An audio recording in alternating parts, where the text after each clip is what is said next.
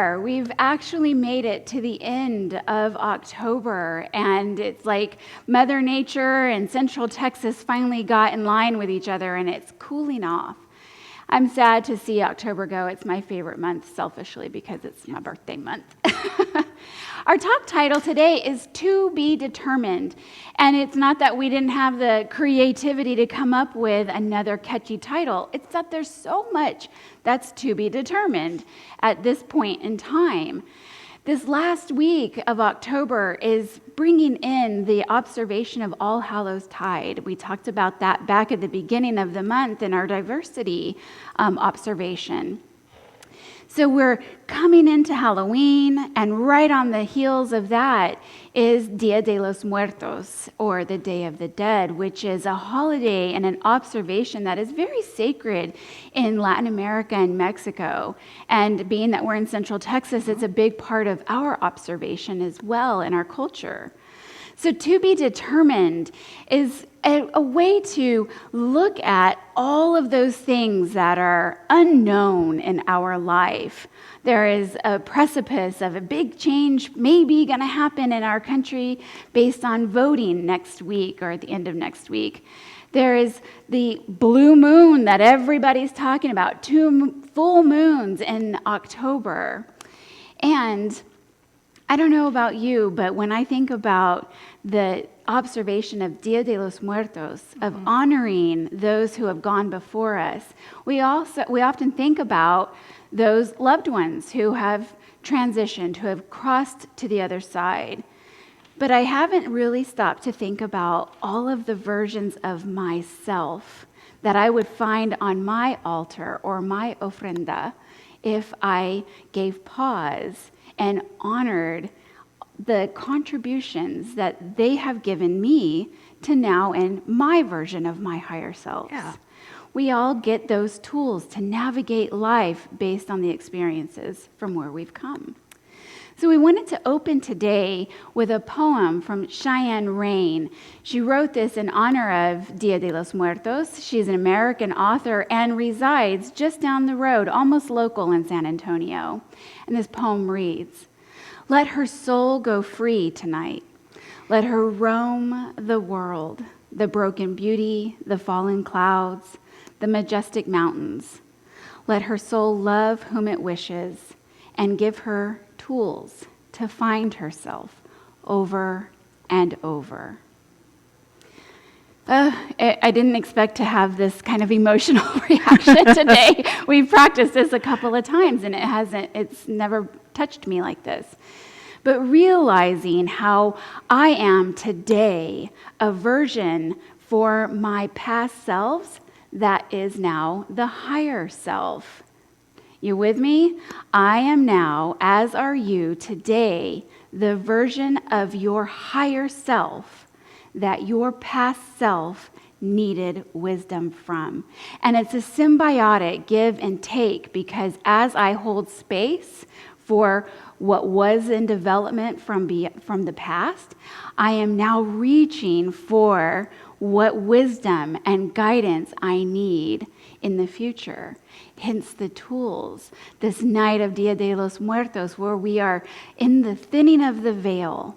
We are able to hear and feel and honor and remember our ancestors, those people who have had deep contributions in our lives, and give us the tools to be where we are and where is to be determined. What do you think, Leslie?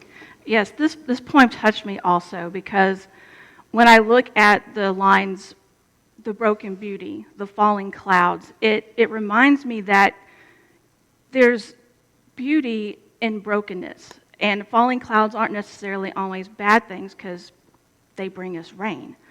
And so when we take the time to listen to ourselves, our higher self, and get into that moment, we can be a little more still to recognize those voices, those signs that are coming in. And it kind of reminded me of a time when I was driving and I had every thought imaginable going on in this noggin of mine.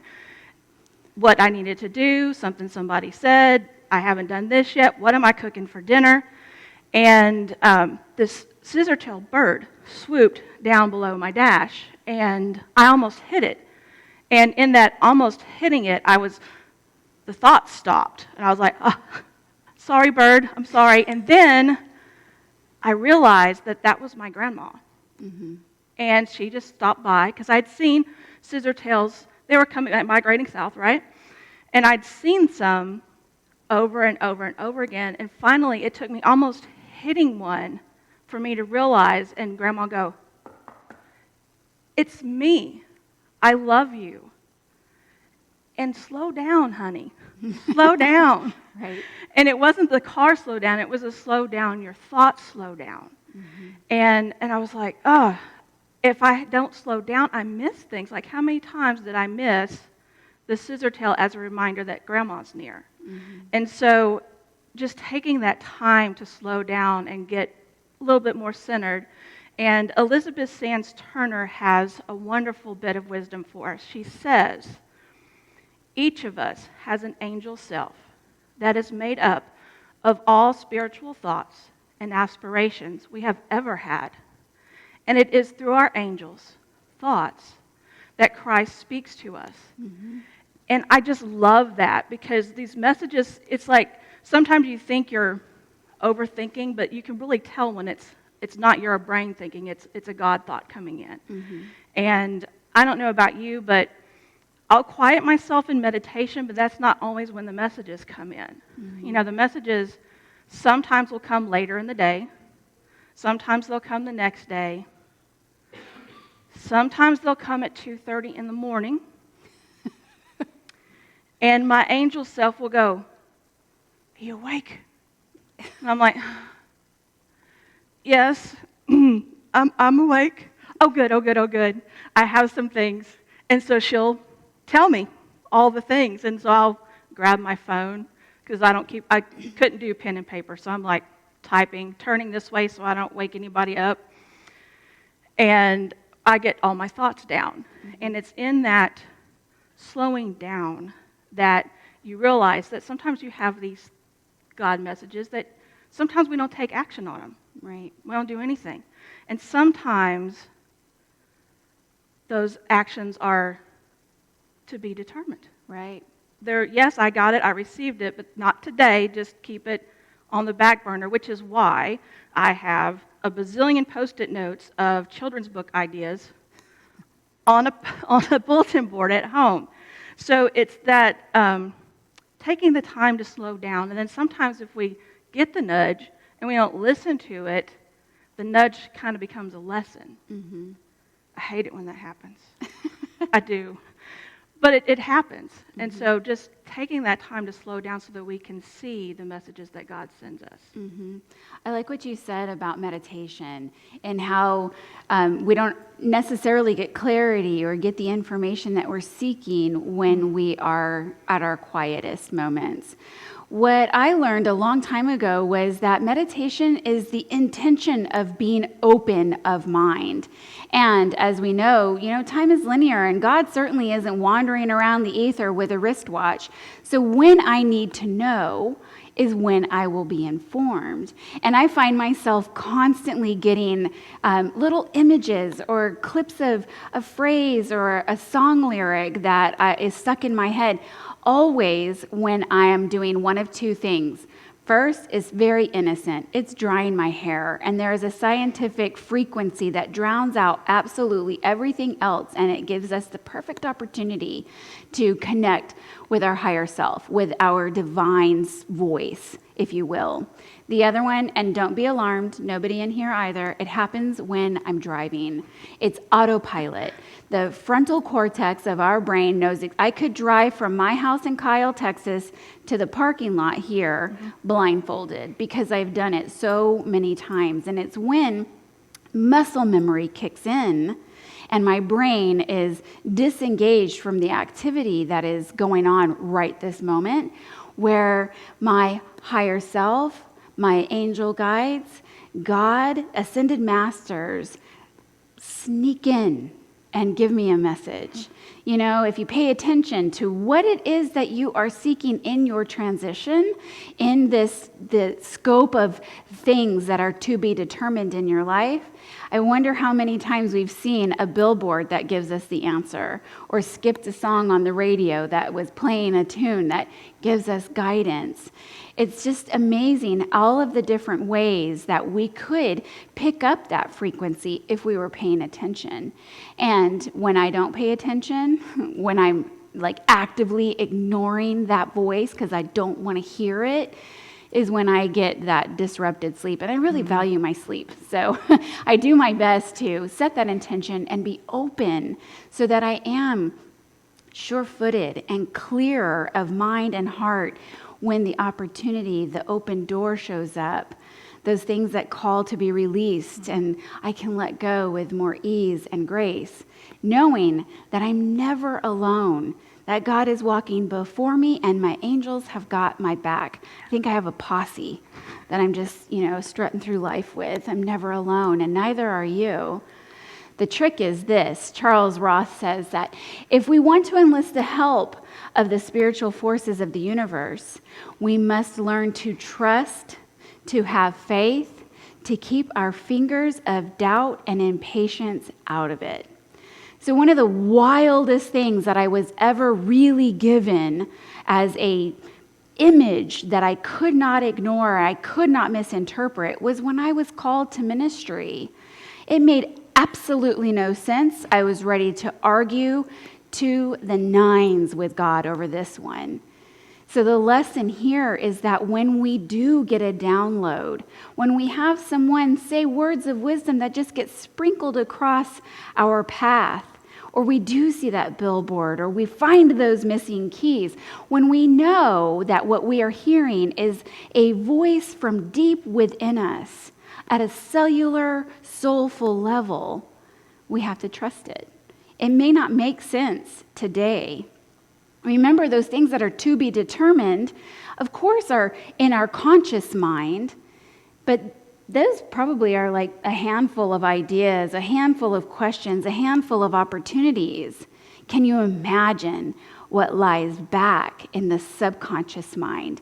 How many things are yet to be determined in where I'll go, what I'll be, who I'm becoming, who's going to show up to complete my friend circle and speak to my heart? We have to trust. We have to have that faith. And then when Spirit's really taken its time, is to not get impatient, not try and, wiggle our fingers into the Play-Doh and try and sculpt something that just feels better and like, yeah, that makes sense. That must be what God was whispering in my ear the other day. Here it is. It's really when the call for prayer and meditation and connection with one another is at its most important time, because there is an unfolding. All of that is to be determined in our lives, in the lives of our community, and the world at large, is constantly in the works. And we need to just hear it, accept it, take it in, and then, respectively, bud out and wait for the unfolding. That's where the gift is. Don't you love when you're like, you've waited for something and you had no idea what you were being shown or told, or this nudge that was in your life, and then it shows up. It could be a year or two later and you go, oh, that's it. Thank you. Those things unfold and they're delicious when we can manage to just let God do God's thing. Don't you think? I do. And the part about keeping our fingers out of the doubt and impatience really hit home with me. And it made me think of a fable that I learned when I was little, and it's about two crows and a pitcher of water. Mm-hmm. And they were thirsty. They'd been flying for, I don't know how long, the story didn't reveal, but long enough to be thirsty. And they landed on the edge of the pitcher, and they went down to Bob to try to get some water and couldn't reach it. It was half full.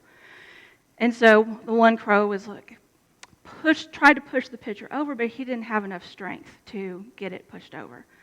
And he got frustrated and was just like, I'm out. Off he flies to go find more water. And the other crow stood there for a second and looked around and saw some pebbles over there.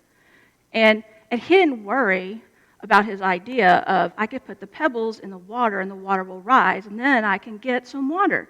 And he didn't fret. He didn't go, oh my God, what if I don't have enough stones? And then I put them all in there, and then there's not enough water, and it didn't come all the way to the top. And he didn't do that. He just put them in, and the water rose, and he got his water. Mm-hmm. And so that doubt and impatience, I've been both of those crows, both of those crows. And the one thing that can get me into knowing which crow I am is going to IKEA, picking out a really cool piece of furniture, bringing it home to put together. Yeah. You know, the 500 pieces that are like A through Z and then AA, BB, CC, all those, and the 50 million pieces. Mm-hmm.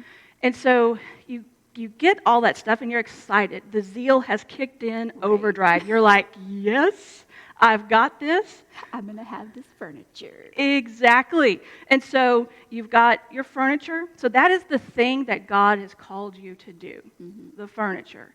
And then there's also the parts. And those are the tools we need. The friends we need to ask help for. Mm-hmm. Ask help for. That's hard for me. Mm-hmm.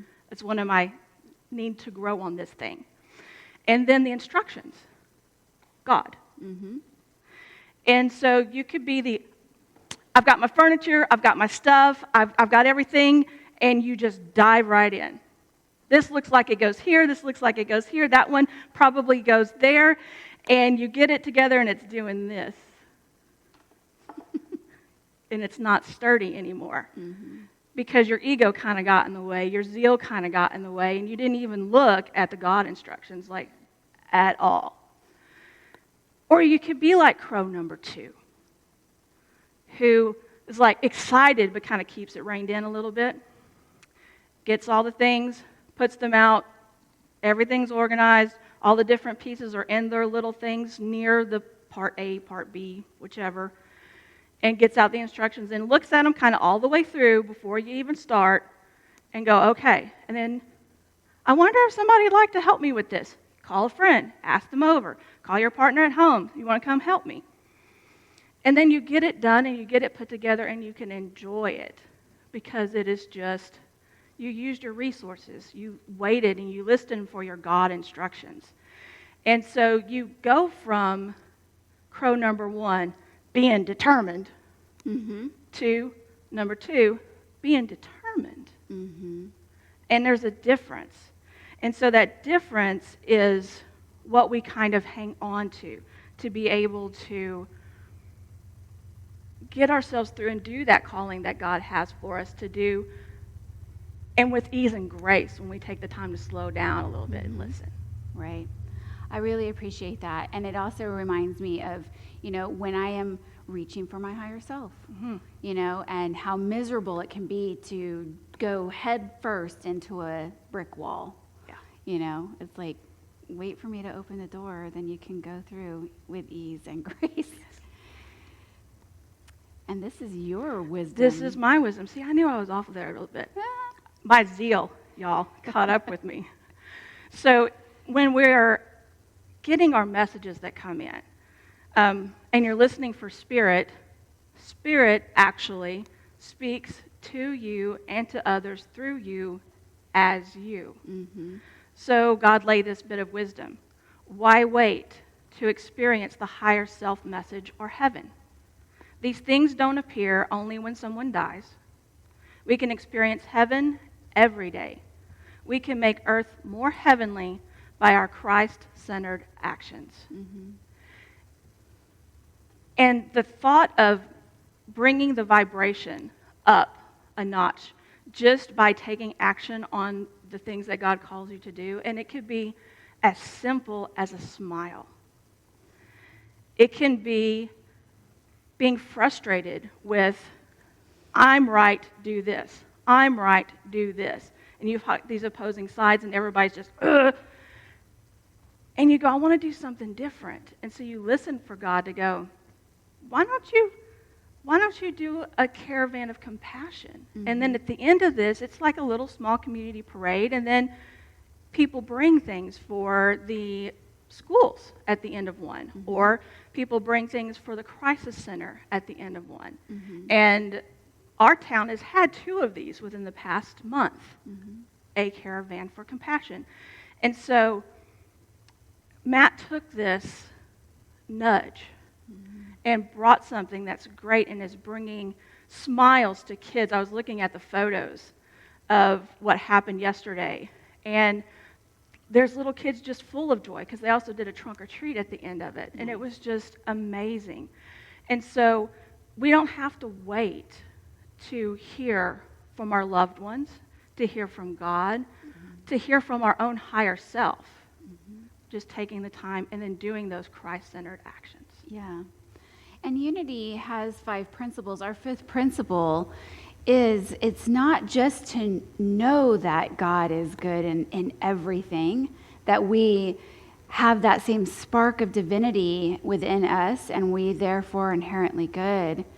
It is for us to maintain where our thoughts tend to wander and create a story of doom and gloom or worry and fret.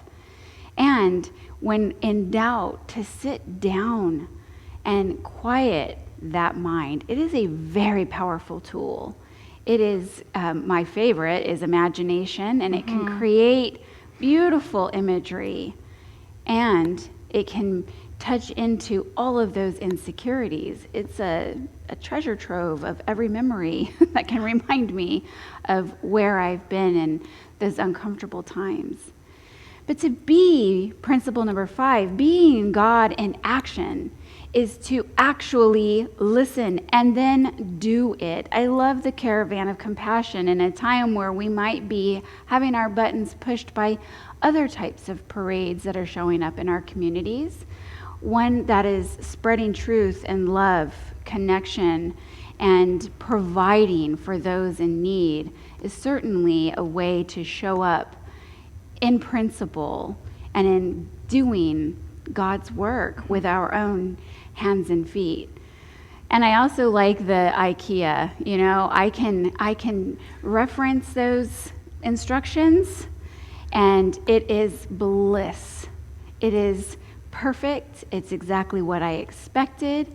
I did it with patience and with trust and with faith that it would come together in perfect timing. And I've also been that crow where I'm trying to shove over the water, which would probably be a moot point because there would be no water left in the pitcher and I'd still be thirsty. So this week, as we're wrapping up, and there is a lot of action that's happening, a lot of stirring of energies in the ether, another action that I intend to take is to pause and be grateful for all of those people who had a helping hand in bringing up young Maggie, hard-headed Maggie, adolescent Maggie, and those people who held the vision, the high watch, for what they wondered what would be determined, who and where I'd show up and what I'd become. And finally, taking a moment in gratitude for all of those past versions of myself and the tools that I acquired along the way to navigate exactly where I am today and in those places on the horizon that are yet to be determined. Step out on the water.